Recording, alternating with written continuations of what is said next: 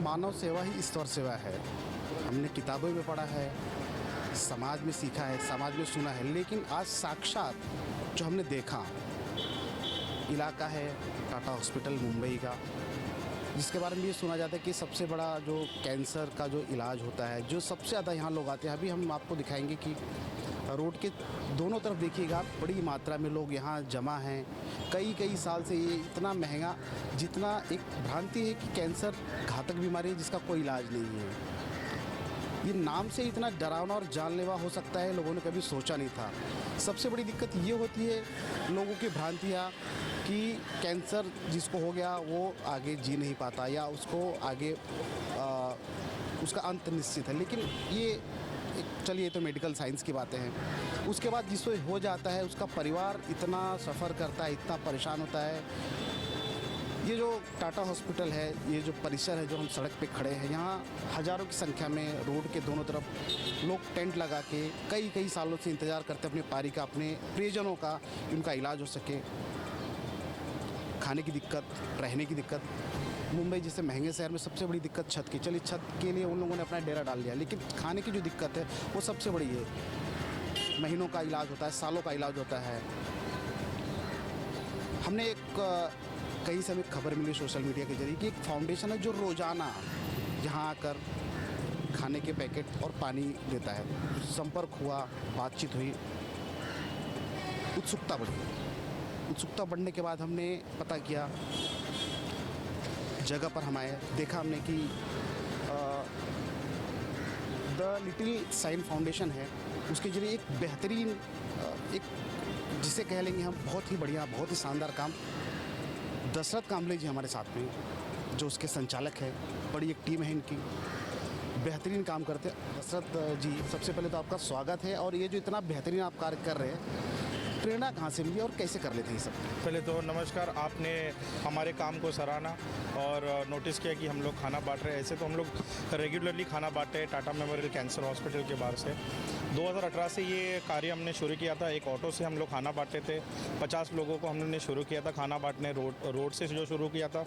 तो किसी ने हमको बताया कि ज़्यादा ज़रूरत लोगों को कैंसर हॉस्पिटल के बाहर है, टाटा मेमोरियल कैंसर हॉस्पिटल के बाहर। तो हमारी फ़र्स्ट विज़िट मुझे याद है 2020 में हुई थी टाटा मेमोरियल कैंसर हॉस्पिटल से।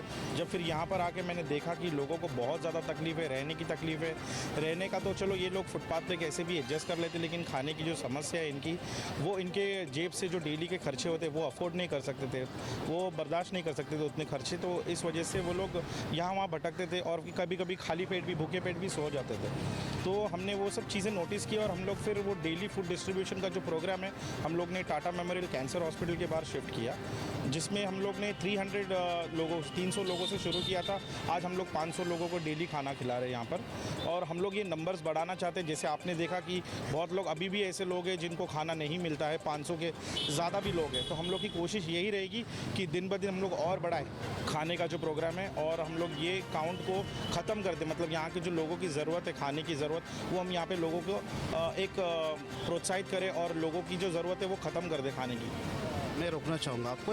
मैं जिस हिसाब से हमने देखा, पता किया सोशल मीडिया में आप साक्षात यहाँ हज़ारों की संख्या में लोग हैं, और हम तो इसको खैर देख ही रहे, निरीक्षण इसका कर रहे। सैकड़ों की संख्या में आप भी, मुझे नहीं लगता कि कहीं ना कहीं कम ज़्यादा तो कुछ न कुछ होता होगा, या सहयोग किसी का और मिल पाता है, या आपको ऐसा लग रहा है कि और बढ़ाना चाहिए तभी आपको संतुष्टि मिल पाएगी?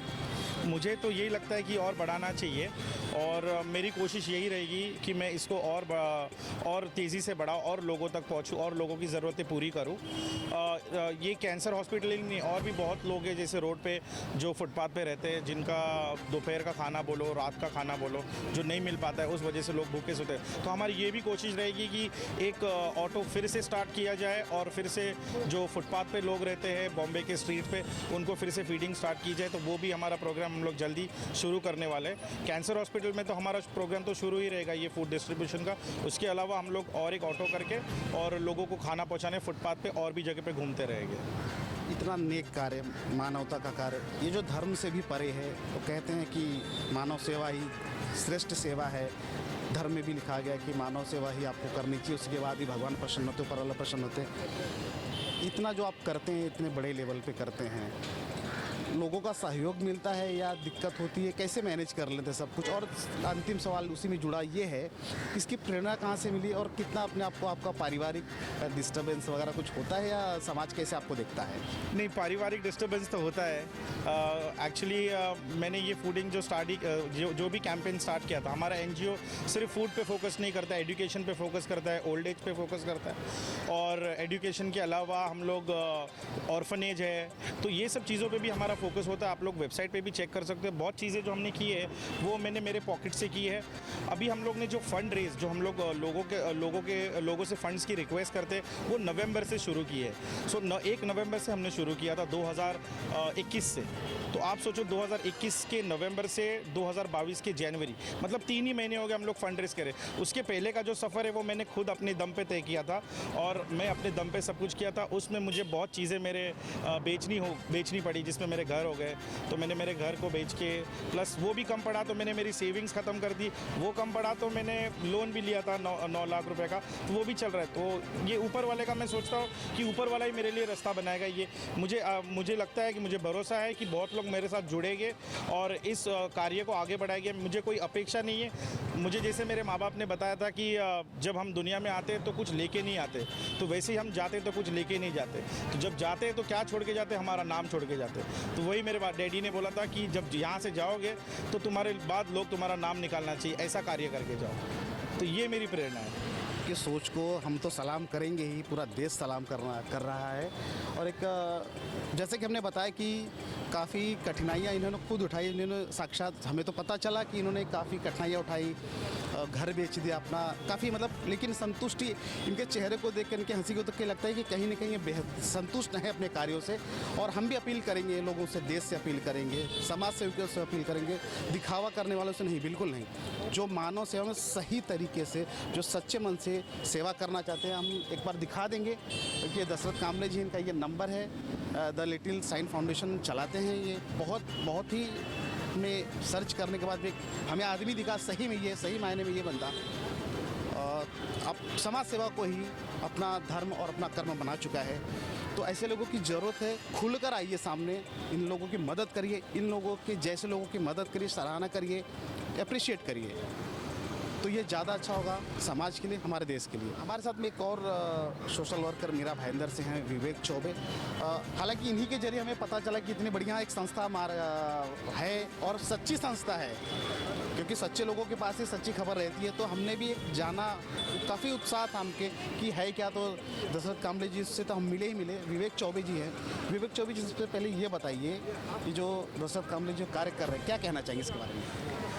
सबसे पहले तो मैं आपके चैनल के माध्यम से सभी देशवासियों को आज वसंत पंचमी की हार्दिक शुभकामनाएं देना चाहूँगा। और रही बात दशरथ कामले जी की, तो इनकी जो संस्था है द लिटिल साइन फाउंडेशन, इनसे जब मेरी मुलाकात हुई, मुझे मालूम पड़ा, तो इन्होंने, मतलब हमारी एक मुलाकात में इन्होंने मुझे बताया कि हम लोग ऐसा कार्य करते हैं, अगर आप साथ में आएंगे तो हम लोग और कुछ अच्छा कर सकते हैं, या गरीबों की सेवा में और कुछ हमें हेल्प लगेगा। तो वो सब चीज़ सुनने के बाद फिर मैंने सर को बोला कि नहीं, मैं आपके साथ जुड़ूंगा, काम करूंगा। मेरी पूरी संस्था की टीम आपके साथ रहेगी और आपको जहां हमारी ज़रूरत लगेगी, हम वहां पे आपके साथ खड़े रहेंगे।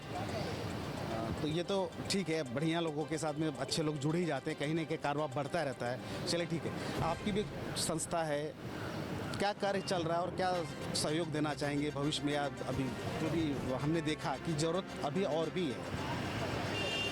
आगे सर फ्यूचर में हमारी संस्था से इनको जो संभव मदद होगा, हमारी संस्था इनको करेगी, चाहे वो किसी भी फील्ड से रिलेटेड हो, हमारी संस्था इनको मदद करने में पीछे नहीं हटेगी। एक और सवाल जाते जाते पूछना चाहेंगे कि ये जो, जैसे अभी प्रेरणा स्रोत सर जी के बताया कि उनके परिवार वाले, उनके घर वाले हैं, प्रेरणा कहाँ से मिलती है आप लोगों को कि ये समाज सेवा करना, जबकि बहुत कठिन कार्य है मुझे लगता है? सर, प्रेरणा और मार्गदर्शक तो हर बच्चे के माता पिता ही उनके पहले गुरु होते हैं। माता पिता के अलावा हमारे कुछ आधार स्तंभ और प्रेरणा स्रोत हमारे एडवोकेट अखिलेश चौबे जी, और उनके साथ में हमारे मीरा भाईंदर और हमारे बड़े भाई मीरा भाईंदर इंदिरा गांधी के यूनिट प्रमुख सम्मानीय श्री प्रवीण राय जी के मार्गदर्शन में हमको ये कार्य करने का अवसर प्राप्त होता है।